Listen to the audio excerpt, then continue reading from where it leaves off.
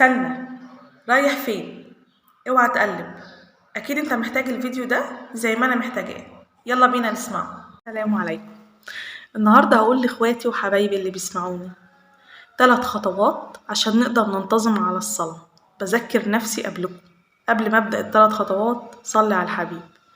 اول خطوة خالص بذكركم بيها هي التدرج، واحدة واحدة. لما ما اكونش بصلي خالص وعايزة ارجع انتظم في الصلاة، ما ينفعش تقول النهاردة انا هصلي ال5 صلوات مرة واحدة والسنن كمان، ما ينفعش. مش عيب ان انا اخدها واحدة واحدة، مش عيب النهاردة ان انا ادي لنفسي 1 من 5، بكرة 2 من 5 لغاية ما اوصل 5 من 5. احسن ما اكون 0 من 5 خالص وما صليش. مش عيب ان انا اكون بقطع في الصلاة، احسن ما صليش خالص. فالتدرج اول خطوة عشان تنتظم في الصلاة. رقم 2، اعرف انت ليه بتصلي. حب الصلاة الاول وافهم احنا ليه بنصلي وليه بنعمل خطوات الصلاة، عشان نحبها ونبدأ نعملها.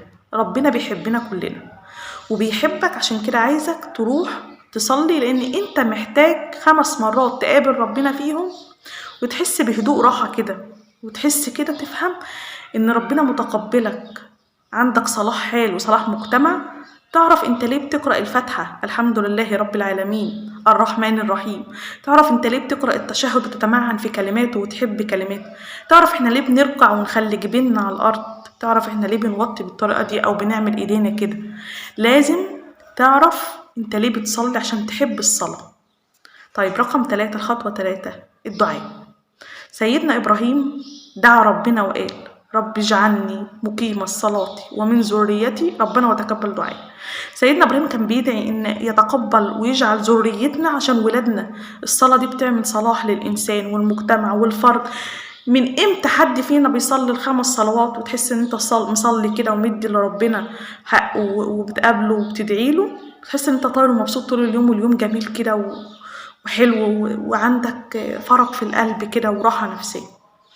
ربنا بيقول أحب الأعمال إلي انتظار الصلاة بعد الصلاة، إن الإنسان يصلي وينتظر الصلاة التانية. الخطوات دي طبقها في حياتك، وبذكر نفسي وأذكركم معاكم وبقول نطبق الخطوات دي عشان إزاي ننتظم في الصلاة. سيب لي كومنت حلو، صلي على الحبيب وادعي لي دعوة.